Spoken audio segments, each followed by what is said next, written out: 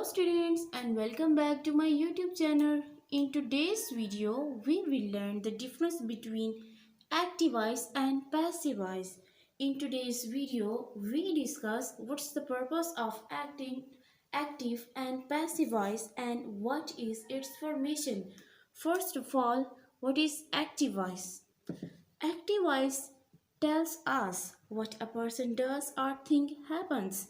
The subject performs the action verb on the subject. Now, the formation of active voice is subject plus verb plus object. Right? Now I will write few examples of active voice. Examples. First one is Anna painted the house. Next one is the teacher always answers the student's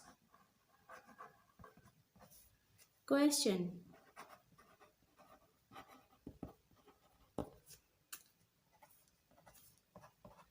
And other is Sam posted the video online. Now, these are example of active voice. Now, let's discuss what is passive voice. Passive voice tells us what is done to someone or something. The subject is being acted upon. Now, the formation of passive voice is object plus verb plus subject. Now I will write few examples of passive voice. Do you remember the examples of active voice? Now I will convert those examples into passive voice. Now by using those examples of active voice, we will convert those examples into passive voice. As the first example was Anna painted the house. Now it will become house was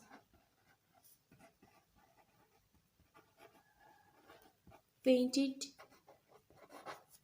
by Anna. Next one, the teacher always answered the student's question. Now we will convert those example into passive voice. That will be the student's question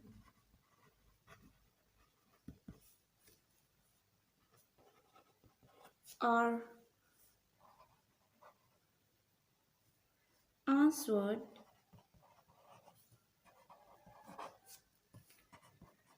by the teacher. Next one is